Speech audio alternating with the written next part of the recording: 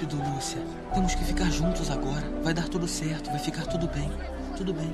Até logo, mãe. Que saudade.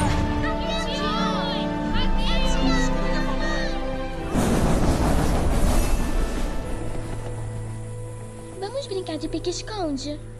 1, 2, 3, 4, 5, 6, 7.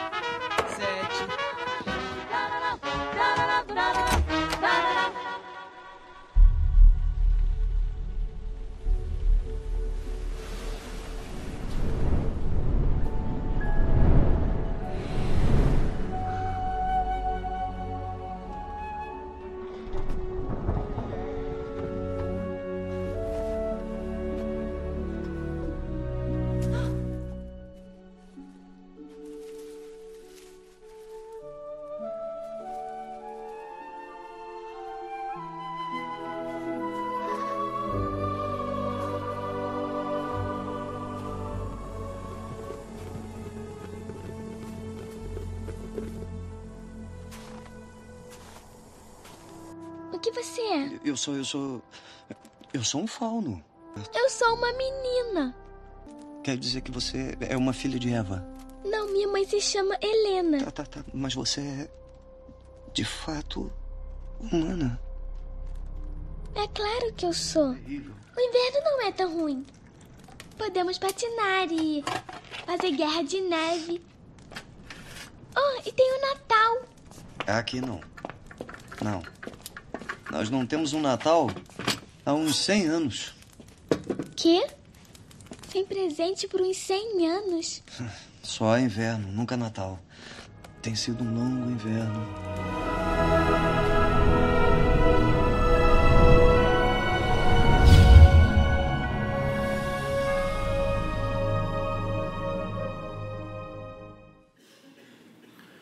Ao início da Segunda Guerra Mundial, C.S. Lewis pensou: vou escrever uma história para as crianças.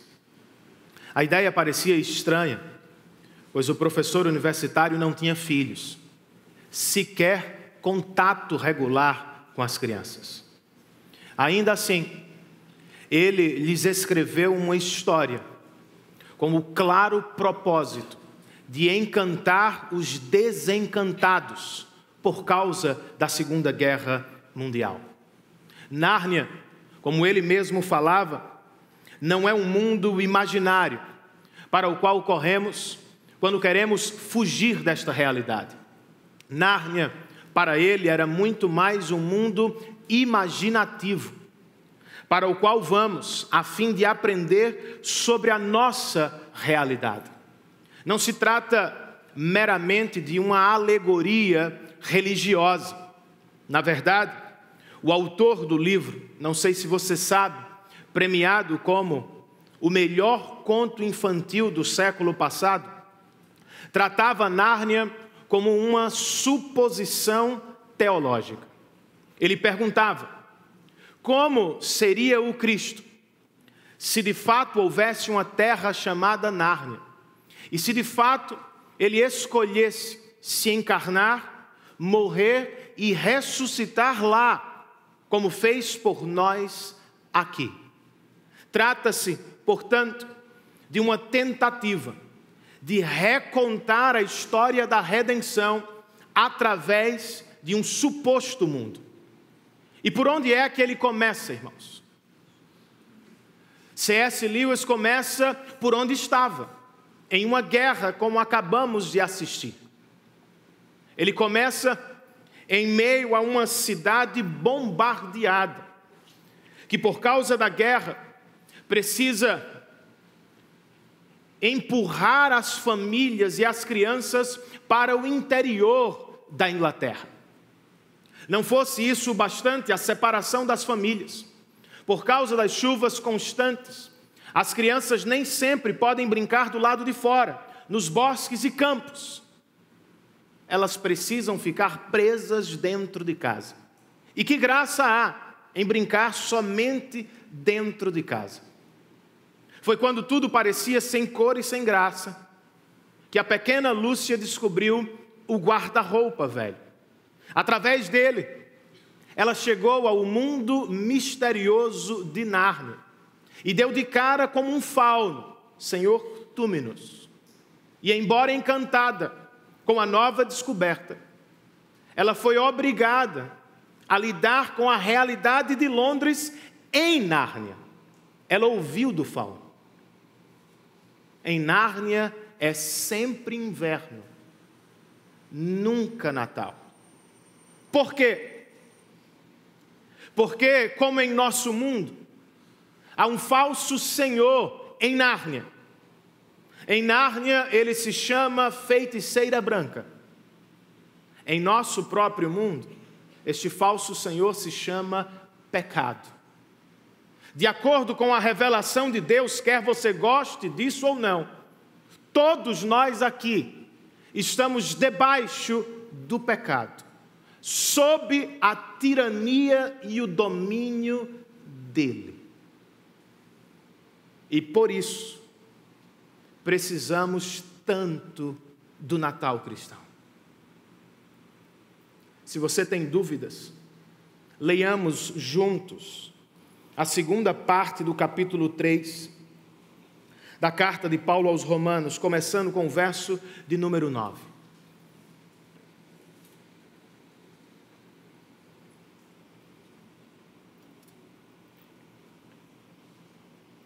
O texto sagrado registra que concluiremos então. Estamos em posição de vantagem? Não. Já demonstramos que tanto judeus quanto gentios estão debaixo do pecado. Como está escrito, não há nenhum justo, nenhum sequer. Não há ninguém que entenda, ninguém que busque a Deus. Todos se desviaram, tornaram-se juntamente inúteis. Não há ninguém que faça o bem, não há nenhum sequer. Suas gargantas são um túmulo aberto, com suas línguas enganam. Veneno de serpentes está em seus lábios. Suas bocas estão cheias de maldição e de amargura. Seus pés são ágeis para derramar sangue. Ruína e desgraça marcam os seus caminhos e não conhecem o caminho da paz. Aos seus olhos é inútil temer a Deus. Sabemos que tudo o que a lei diz, o diz àqueles que estão debaixo dela, para que toda boca se cale e todo o mundo esteja sob o juízo de Deus.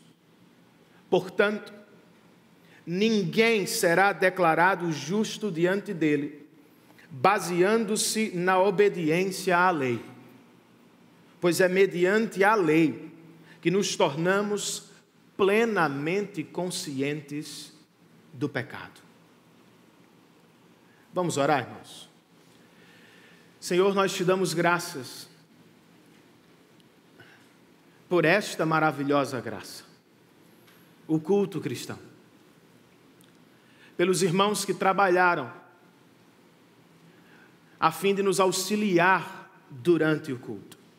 Obrigado a Deus pelo que ouvimos, pelo que assistimos e, acima de tudo, obrigado por tua palavra, que foi lida e será agora exposta. Ó Senhor, joga por terra a resistência do nosso coração e, por graça e misericórdia, promove no nosso meio salvação e santificação. Dá que entendamos a razão do Natal e que corramos para os pés do bendito Salvador. Nós rogamos a assistência do Teu Espírito para o pregador e para aqueles que ouvirão a Tua mensagem. Nós pedimos tudo isso em nome e por amor de Jesus. Amém.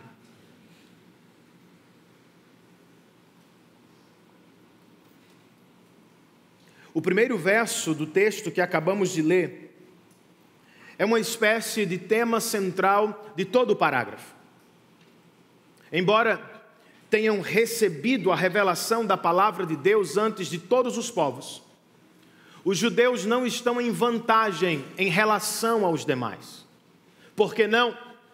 Porque, de acordo com o que acabamos de ler, judeus e gentios, religiosos e não religiosos, todos se encontram sob a tirania de um mesmo Senhor, o pecado.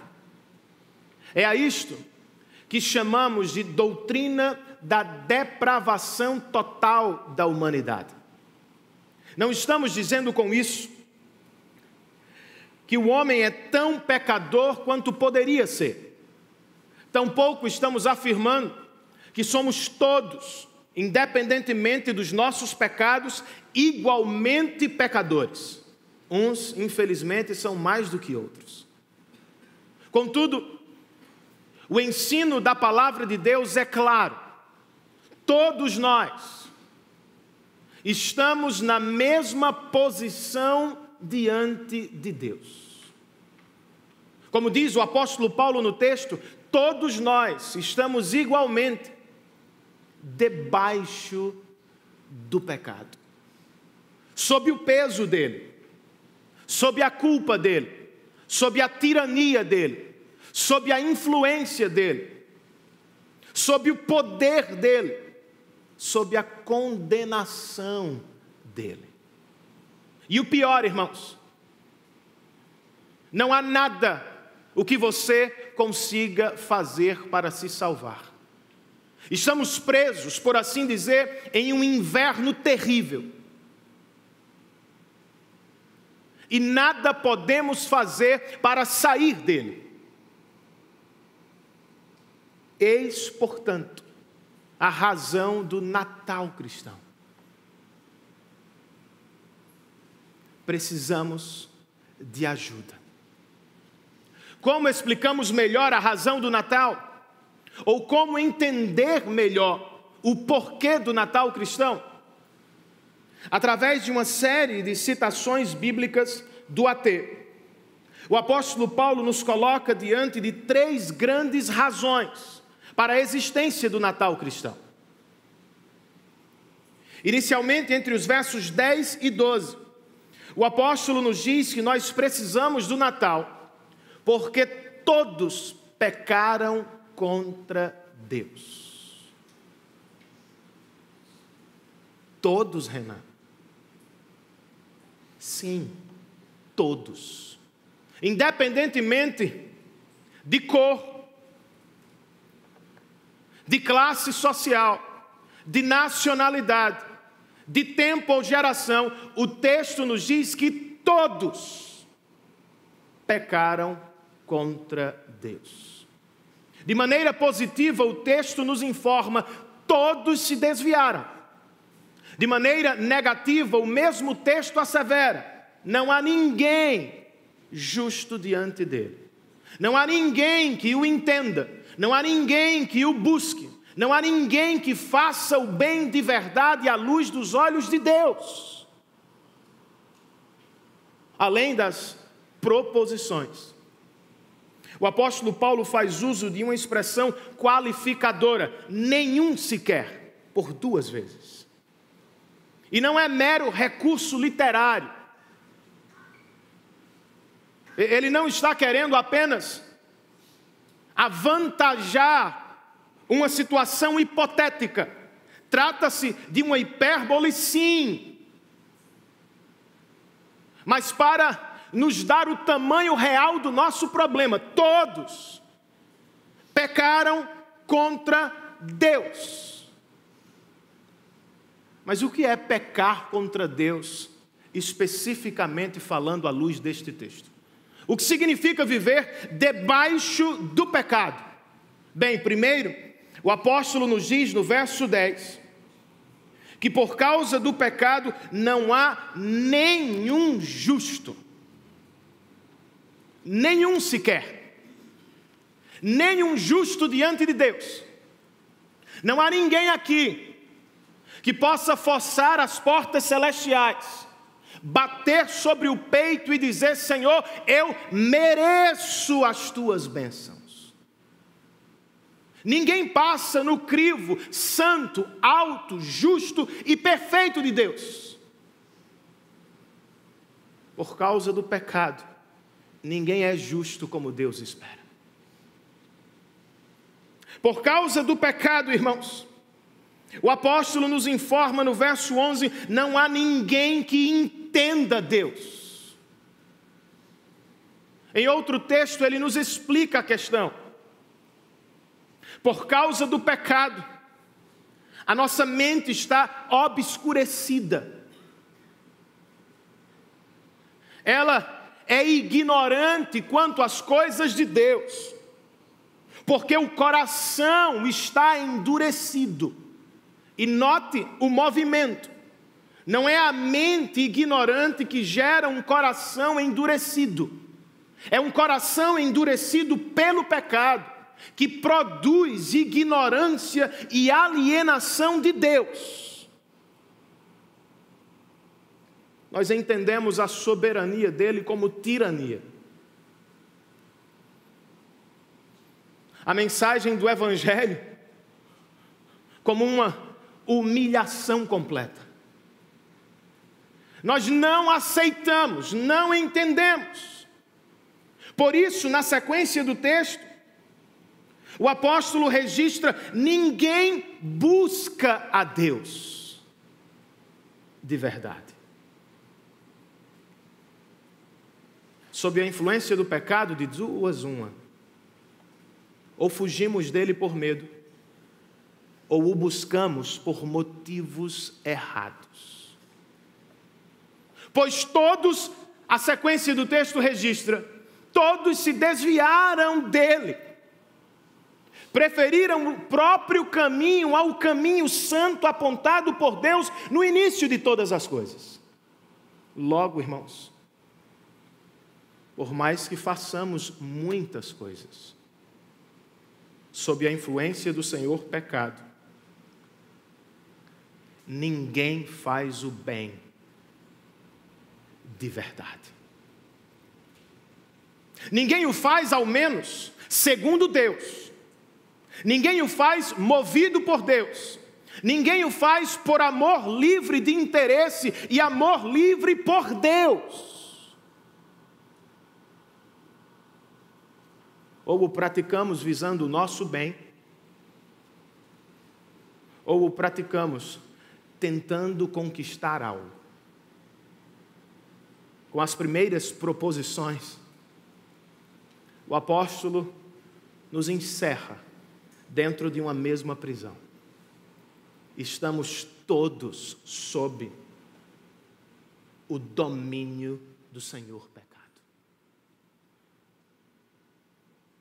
Você concorda com ele? Você aceita de bom grado o que a palavra de Deus está dizendo sobre você nesta tarde? É possível que alguém esteja com dificuldades. É possível que alguém esteja aqui levantando objeções, dizendo coisas do tipo: eu sou ruim, mas não tanto. Eu faço algo de errado, mas não tudo. Não, eu não sou tudo isso. Para ajudá-lo, eu voltarei ao texto que acabamos de ver e destacarei as duas proposições que mais me parecem incoerentes com o nosso senso comum. A primeira: não há ninguém que busque a Deus. Como assim, Paulo? Os meus familiares não são evangélicos, mas eles buscam a Deus ao modo deles. Os meus amigos não frequentam cultos cristãos, mas eles são sinceros, praticam outras religiões e estão buscando a Deus. Eu concordo que talvez eles sejam sinceros e que talvez estejam buscando a Deus. Contudo, a questão por trás da declaração bíblica é outra. A pergunta a fazer é: tais pessoas buscam a Deus por Deus? Ou será que buscam a Deus por interesse próprio. É o que Paulo está nos dizendo. Sob o senhorio do pecado, nós sempre buscamos a Deus buscando algo mais. Pode ser alegria, pode ser sentido, sabedoria, preenchimento, seja o que for, irmãos. Por causa do pecado, não buscamos a Deus como um fim em si mesmo. Buscamos a Deus como um meio que nos levará ao que realmente estamos buscando.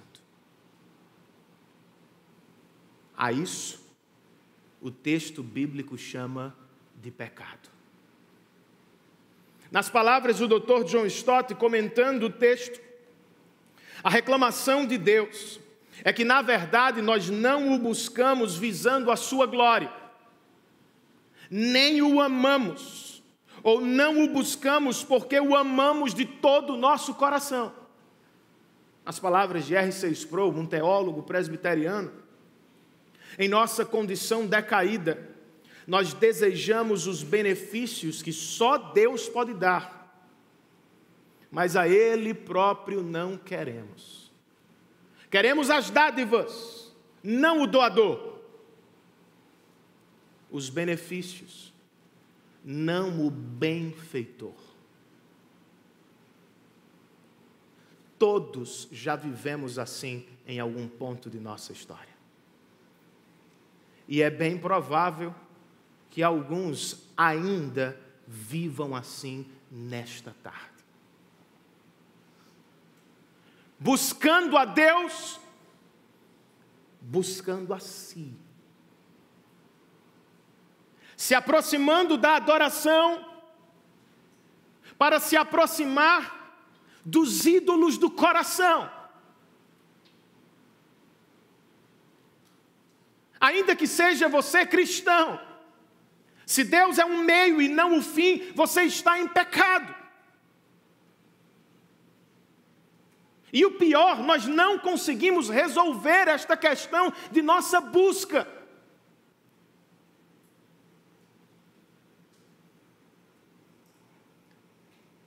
Contudo, não precisamos nos desesperar completamente, irmãos.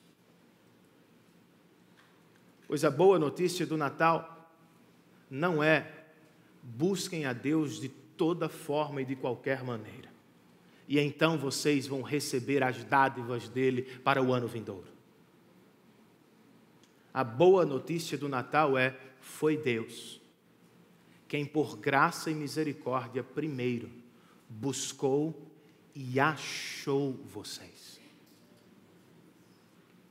No Natal cristão, os homens não sobem a Deus para exigir nada.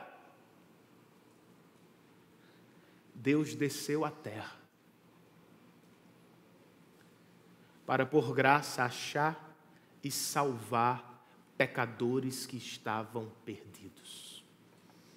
Trata-se, portanto, de um poderoso milagre.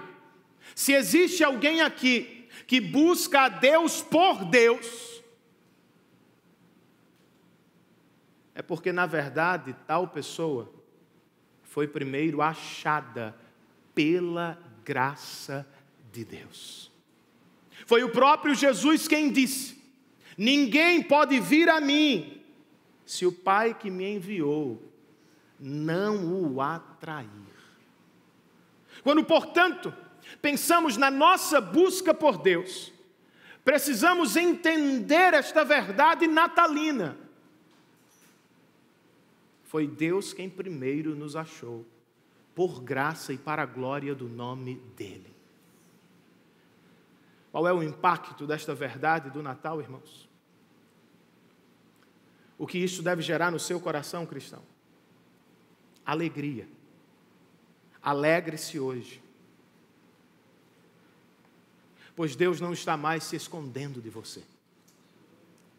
Por graça Ele o achou, por graça Ele se revelou a você. Outro impacto, humildade. Neste Natal cristão, seja humilde. Deus não o encontrou porque viu algo de bom em você. Deus o achou por graça livre e soberana. Confiança, cristão. Confie no seu Deus, pois a graça que o encontrou para começo de história é a mesma graça que vai levá-lo até o final dela. Eis uma boa notícia do Natal cristão. Outra declaração que quero pensar, Paulo nos diz: não há ninguém que faça o bem. E outra vez você está objetando esta frase de Paulo, dizendo coisas do tipo: mas e os não cristãos caridosos?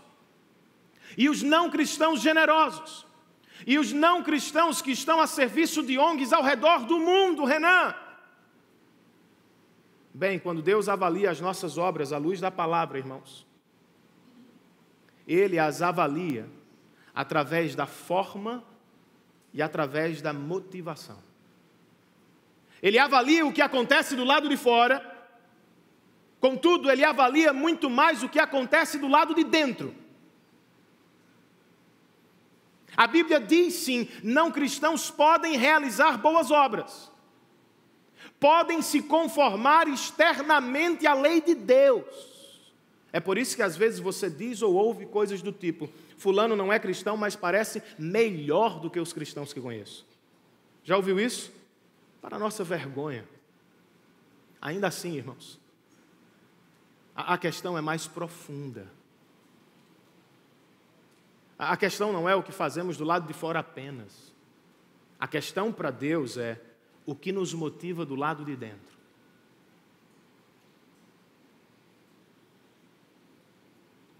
Proteger o que tenho, conquistar o que não tenho, revelar minhas virtudes, atrair os olhares.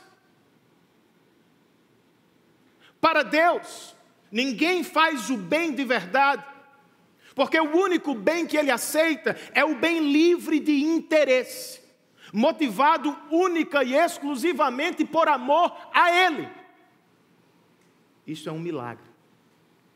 Eu vou explicar através de uma ilustração. Certo jardineiro, por amor ao rei, levou-lhe uma grande cenoura que havia colhido. Antes de sair, seu rei lhe disse: caro jardineiro, por causa do seu amor, eu vou repartir com você as minhas terras, para que você tenha mais espaço para plantar. O nobre ficou sabendo e se perguntou: o que será que ele vai me dar se eu entregar o meu melhor cavalo? Ele foi à presença do rei. Só que o rei discerniu o coração dele. Antes de deixar a presença real, o rei lhe dirigiu a palavra e disse: meu caro nobre,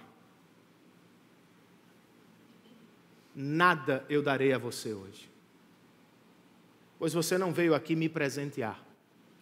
Você estava se presenteando com este cavalo.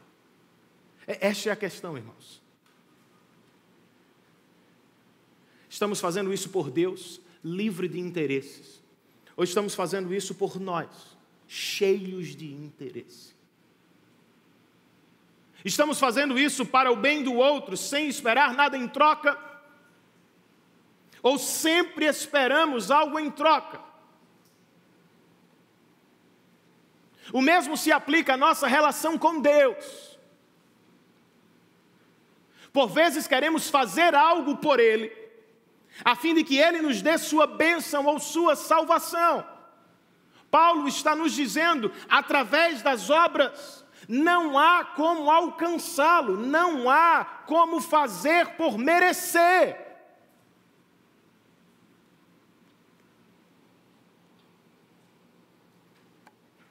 Seus presentes não são totalmente puros e limpos. Ele de nada tem necessidade. E Ele não é glorificado com a nossa tentativa de comprá-lo. Não recebemos a salvação porque damos algo a Deus, irmãos. Recebemos a salvação porque Cristo se deu no nosso lugar na cruz do Calvário. O bem que agora fazemos não é para mover a mão dele. Não é para sair da crise. Não é para ser curado. Não é para receber as dádivas. O bem que agora fazemos é em resposta de gratidão ao enorme bem que Ele já nos fez. Em Cristo, fomos abençoados com toda sorte de bênçãos nas regiões celestiais. Viver assim neste Natal será libertador.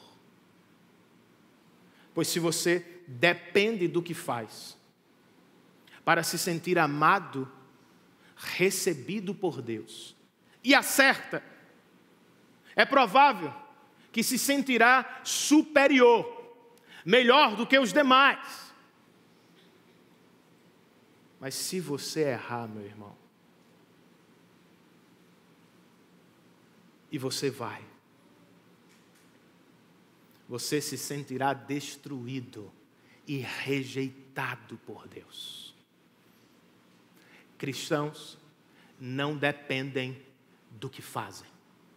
Cristãos dependem do que Deus fez em Cristo Jesus. Logo, quando acertam, eles dizem: Senhor, não há motivo para orgulho, pois fomos salvos única e exclusivamente por Cristo. Quando erram, não se afundam em tristeza absoluta, porque se lembram, somos salvos única e exclusivamente por causa de Cristo. Embora tenhamos pecado, irmãos, contra Ele, não o buscando, não o amando como deveríamos, a boa notícia do Natal não é o que fazemos, é o que Ele fez por nós em Cristo. Deus nos buscou e nos amou para o louvor de seu próprio nome. Nós precisamos, portanto, do Natal porque pecamos contra Deus. Mas também precisamos do Natal, irmãos, porque pecamos contra o próximo. Se Deus está certo em nos dizer que não fazemos o bem de verdade, o que estamos fazendo? Versos 13 e 14. As nossas gargantas são um túmulo aberto. Com as nossas línguas enganamos. Veneno de serpentes está em nossos lábios. As nossas bocas estão cheias de maldição e amargura. Que foto horrível de nossa condição sob o domínio do pecado. Cordas vocais, bocas, lábios, línguas, que deveriam ser instrumentos de glória a Deus, que deveriam ser instrumentos para bendizer o próximo, são, na verdade, usados como instrumentos para desprezar a Deus e machucar o próximo. E, infelizmente, não é a única coisa que fazemos sob o senhorio do pecado. Os nossos pés registram o verso 15. São rápidos para derramar sangue. Ruína e desgraça marcam os nossos caminhos. Nós não conhecemos o caminho da paz. Não machucamos uns aos outros apenas verbalmente. Seria bom se parasse aí. Às vezes, literalmente. Na maioria do tempo, metaforicamente. Estamos matando uns aos outros. Não há paz nos nossos relacionamentos. Nações lutam contra nações desde que há mundo. Marido e mulher também brigam desde que há mundo. Colegas de trabalho também lutam desde que há mundo. Vizinhos também lutam não conhecemos o caminho da paz, irmãos. E você me pergunta por quê? E eu lhe ofereço o que Paulo nos diz no verso de número 18. Aos nossos olhos, é inútil temer a Deus.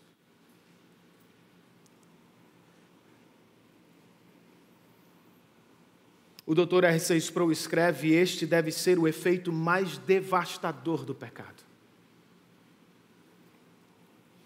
Nós, que temos sido criados à imagem de Deus, e que fomos feitos para adorar e reverenciar o Criador, nós perdemos a capacidade de reverência santa diante dele.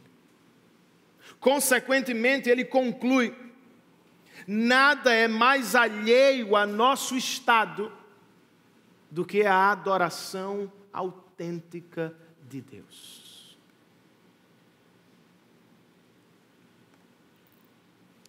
Deveríamos concluir: todos viramos ateus?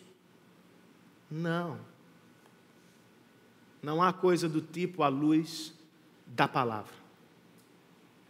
Deixamos de adorar a Deus, mas inevitavelmente ainda dobramos os joelhos.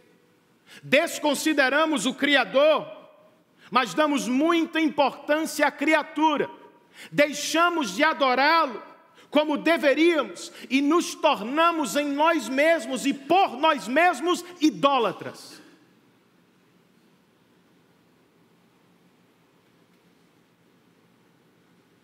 Adoramos falsos e pequenos deuses, que prometem muito e nada cumprem. Ora é o dinheiro, ora é o poder, ora é o prazer, ora é a satisfação, ora é o status, ora é o reconhecimento, ora é o lugar, ora é uma pessoa, ora é a profissão. Nós somos craques em fazer isso. E por causa desta idolatria doentia, nós machucamos quem estiver no caminho.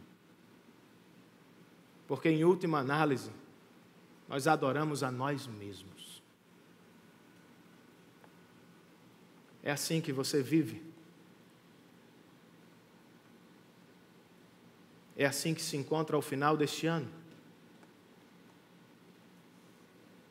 Você quer ver como de fato está seu coração? Você tem coragem de fazer uma autoavaliação? Não precisa de médium. Não precisa de cartomante, nem de profeta gospel. De verdade, irmãos. A única coisa que você precisa para ver como anda seu coração é de coragem para ler este livro. Tome, por exemplo, o que Paulo diz sobre a língua. A língua vai dizer mais de você do que 10.000 profetas cristãos. Você a tem usado para dar glórias a Deus e para bendizer seu semelhante? Ou você a usa para desprezá-lo e para machucar seu semelhante? Não se engane, meu irmão. A língua revela o coração. O nosso coração. Foi Jesus quem disse: a boca fala do que está cheio o coração, entre outras coisas. O que Jesus está dizendo é: o que falamos dos outros fala muito pouco deles, fala muito mais de nós mesmos. Fala muito pouco de quem eles são, muito mais de quem somos e de como estamos. Outra vez, portanto, eu pergunto: como anda nossa língua? E o que dizer das guerras, irmãos? Porque vivemos em uma, ou em mais de uma ao mesmo tempo. Porque o caminho da família, do trabalho e da escola é feito por sangue, não por paz.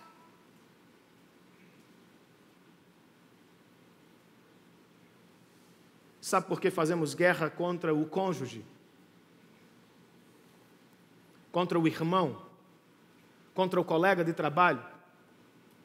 Porque ele ou ela está impedindo o caminho que nos levará ao nosso ídolo. Por alguma razão nós compramos a ideia, mordemos a isca e acreditamos que o conforto vai nos realizar, que a promoção vai nos dar reconhecimento, que o sucesso vai nos preencher totalmente, e por isso nós lutamos para ter o que os outros parecem ter, ou lutamos para proteger dos outros o que construímos com suor e lágrimas. A minha pergunta é: até quando você vai aguentar esta vida de derramamento de sangue, de destruição dos relacionamentos outrora queridos do seu coração? Quer resolver um monte de problemas de relacionamento? Revisite a mensagem do Natal. Os pastores ouviram o coral angelical cantando glória a Deus nas alturas e paz na terra entre os homens. Para quem viu a glória de Deus no Natal, já não é mais necessário fazer guerra por glórias passageiras na terra. Eu vou explicar. Paulo nos disse que o que fazemos com o outro é porque não tememos a Deus de verdade. O contrário também é verdadeiro. Quando tememos a Deus de verdade, já não precisamos fazer guerra contra o outro. Por temor, eu não estou falando de medo, irmãos. Eu estou pensando em reverência. Não estou falando de susto. Me refiro a espanto. Não estou pensando em prisão. Eu estou falando em libertação. No Natal, Deus desceu à terra. E em vez de pisar seus inimigos, Ele os estendeu a mão. Em vez de prendê-los para sempre, por graça Ele os libertou. Em vez de cerrar a entrada à sua presença gloriosa em si mesmo, Ele nos abriu um caminho pela graça.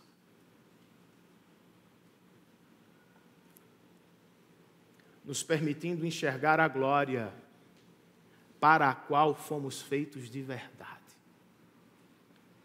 A glória de Deus, brilhando na face bendita de Jesus Cristo. Qual é a implicação desta verdade natalina, irmãos? Porque Deus nos aceitou em Cristo, nós não precisamos mais fazer tanto caso pela aceitação dos homens. Eu vi algo que pode ser usado como uma ilustração no jogo do Flamengo na última quarta. Há 2 jogadores que estão sendo perseguidos pela torcida. Vocês sabem quem são?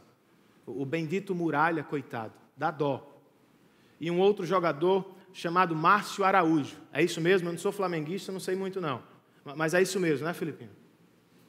Os 2 são execrados pela torcida. Muralha, coitado, não conseguiu sequer ir ao banco, ficou assistindo da tribuna. Márcio Araújo, ao contrário dele, não apenas foi ao banco, mas entrou em campo. E eu fiquei me perguntando como é que alguém faz isso, ouvindo 50.000 torcedores gritando negativamente seu nome. Inicialmente eu pensei, é o dinheiro. Tanto faz. Quer gritem, quer não gritem, eu quero o meu salário ao final do mês. Durante a semana alguém me disse, Renan, ele é irmão em Cristo. E se de fato conhece o Evangelho, ele está me dando uma tremenda lição. O que são 50.000 torcedores gritando em desaprovação o meu nome, quando o Senhor da glória, por meio de Cristo, me aprovou de uma vez por todas. Você não precisa de tudo isso. O cristão não depende da aprovação humana. Ele não vive em função dela. Ele não se prostra diante dela. Às vezes que consegue, não consegue tudo. Nunca vai conseguir. Nem precisa. Em Cristo, irmãos, fomos aprovados por Deus para todo sempre. Não precisamos de tudo que o mundo diz que devemos ter, irmãos. Cristo nos é suficiente. Por causa dele, nós desfrutamos agora e vamos fazê-lo para sempre, da amizade com o nosso Deus.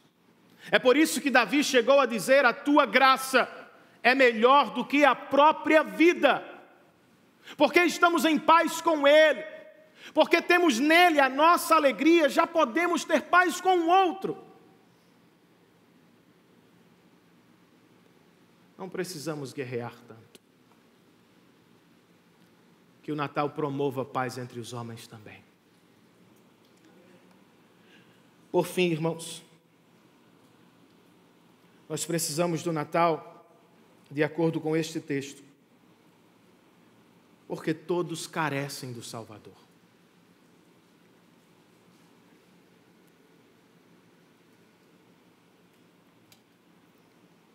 O apóstolo desce a cortina do texto, fazendo uma declaração assustadora, ao menos para os religiosos, os que confiam em sua religião. Ele escreve no verso 19: sabemos que tudo o que a lei diz, o diz àqueles que estão debaixo dela. O que é assustador aqui? E qual é a ligação entre o que ele fala aqui e o que falou antes? O que liga as partes da argumentação de Paulo é a expressão debaixo de. No verso 9, ele escreveu: estamos todos, judeus e gentios, debaixo do pecado. No verso 19, ele acrescenta: porque estamos debaixo do pecado, todos, judeus e gentios, estão igualmente também debaixo da lei, debaixo da condenação de Deus. Ao ouvir a lista dos pecados de Paulo, os judeus podem ter pensado: ele está falando dos estrangeiros. Paulo está se referindo aos gentios, que não têm lei. O apóstolo aqui diz: não, eu estou falando de todos. Gentios sem lei, judeus com lei, pior ainda. Todos estão debaixo do pecado e por isso se acham debaixo da condenação da lei. Todos são reprovados no crivo da lei de Deus. Todos ficam aquém do que Deus exige em seu padrão. Então, por que nós recebemos a tua lei, Senhor? Se ela não nos torna melhores do que os outros, mais favorecidos do que os demais, porque o Senhor nos deu a lei.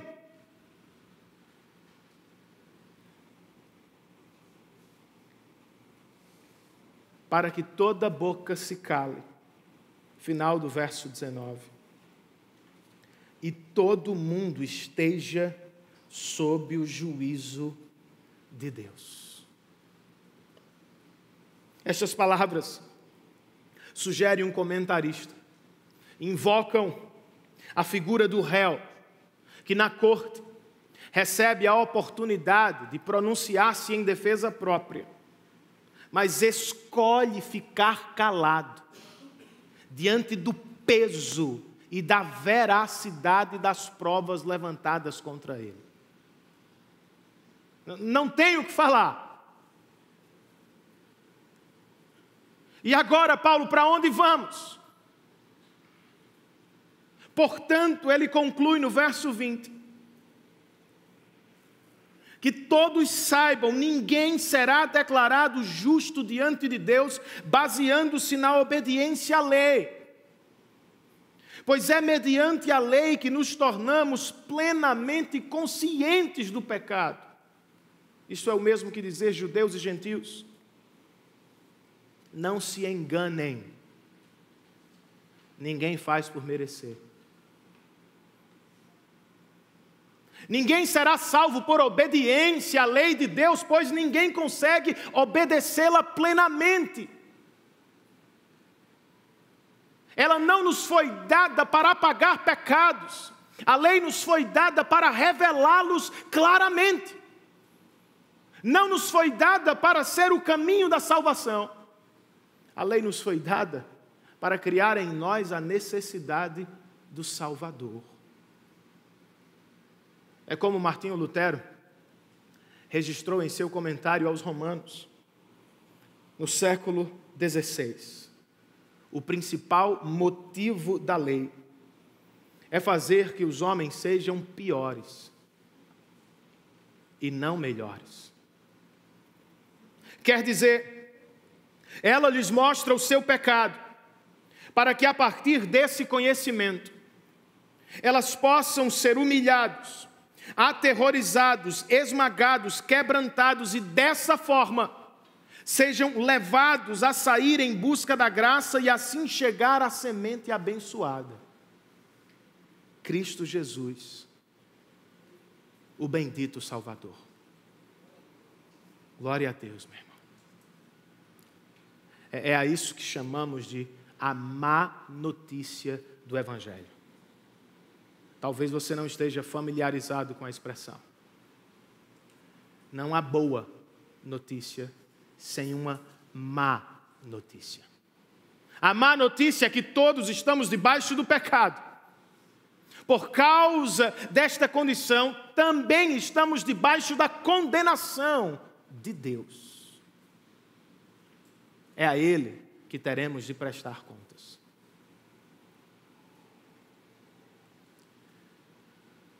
Que jeito indelicado, Renan, de começar uma série de mensagens sobre o Natal.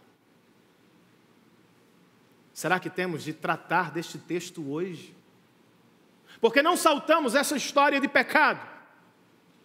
Porque não falamos apenas de nossa necessidade por autoestima? Este é o problema. Porque não culpamos terceiros. A culpa é dos políticos. A culpa é da educação do país. A culpa é da nossa história. A culpa é da sociedade onde vivemos. A culpa é dos nossos pais. Seria melhor falar assim. Será? Eu acho que não. Deus está certo que não. O melhor é ouvir a má notícia do Evangelho e se calar diante de Deus. A lei nos foi dada, diz Paulo, para que toda boca se cale. Eu vou explicar, irmãos. Por causa de Cristo, nada nos impede de ir a Deus. Você não precisa mais de nada. E tudo que você deve ter é a necessidade de ter. Ainda assim, nem sempre conseguimos largar as nossas virtudes. Estamos costumeiramente voltando ao que fazemos, querendo falar do que fizemos, tentando nos justificar diante dele pelo que fizemos de errado. Queremos mostrar que temos algo, que somos alguém, que ele deveria olhar para a gente com carinho, porque nós somos alguma coisa.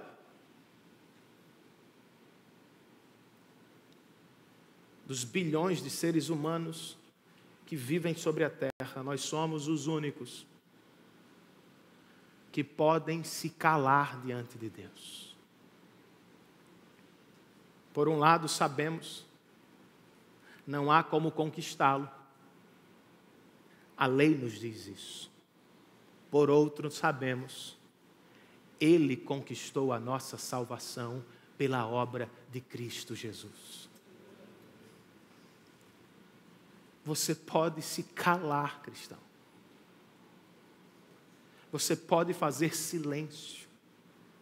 Você não precisa mais de justificativas. Você não precisa mais de defesa pessoal. Você não precisa mais mentir sobre si. Não precisa tentar ser o que não é. Ele sabe. Mesmo assim, por graça, Ele fez o que não poderíamos fazer.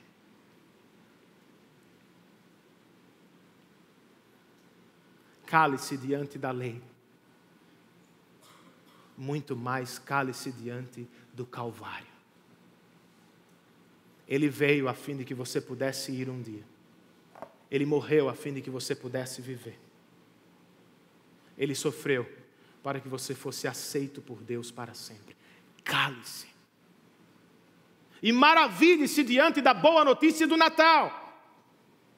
Quer abrir a boca, o faça. Para pregar a boa notícia aos demais. Pois sabe, irmãos, milhares de pessoas ou centenas de pessoas com quem estaremos em confraternizações e encontros familiares ainda se encontram sob a má notícia do Evangelho. Talvez estejam enganadas, confiando em boas obras, confiando em si mesmo, achando que religião e práticas vão ser suficientes para aplacar a ira de Deus. Não serão. Alguém precisa informar a estas pessoas que o Natal não é o que fazemos por Deus, não é o que fazemos uns pelos outros. O Natal é o que Deus fez por nós em Cristo Jesus. A fim de nos dar, irmãos, o maior e o melhor presente de Deus. Não é um ano sem crise. Não é vida longa aqui. Não é saúde perfeita. Não é aprovação sempre nos concursos. É Ele mesmo. Em todo o tempo, em qualquer circunstância e para todo sempre. Sendo assim, irmãos, eu concluo esta primeira mensagem dizendo: não perca o Natal por causa do Natal. Não apenas dê e receba presentes. Veja o presente que Deus lhe deu. Não somente brinque de pingue-esconde com seus amigos e familiares. Não só troque coisas. Não só veja um guarda-roupa velho, como Lúcia. Veja e entre por ele. Entre pela porta que o levará a outro mundo. A propósito, você precisa de outro mundo? Talvez o ano tenha sido apenas um longo e duro inverno para você. Talvez esteja me ouvindo sob a tirania do Senhor pecado, sob o peso da culpa. Quem sabe colhendo os frutos de seus próprios pecados, danos em seus relacionamentos. Talvez seja o contrário. Você tem tudo, mas não sente nada. Está pronto para dar uma festa, mas não há festa no seu coração. Por quê? O mesmo autor das Crônicas de Nárnia, em um outro livro, escreveu: se nada neste mundo pode me realizar plenamente, a conclusão a que chego é que fui feito para outro mundo. Ele continua: não que este mundo seja uma fraude, não é, ele é real. Contudo, não foi feito para realizar. Foi criado para sugerir àquele que realiza.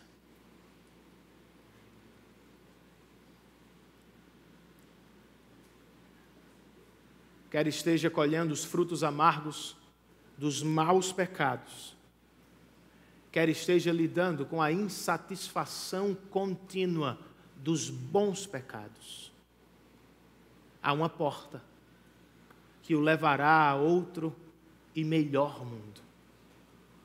Jesus disse: eu sou a porta. quem entra por mim será salvo. Entre hoje. Entre neste Natal. Entremos todos diante de Deus por meio de Cristo. E encontremos nele tudo o que precisamos. Hoje, amanhã e eternamente, irmãos. Vamos celebrar a porta que Deus nos deu em Cristo. Eu convido os presbíteros e diáconos que estão na escala para a Santa Ceia. E enquanto eles se aproximam, eu preciso de 4, 8, por favor.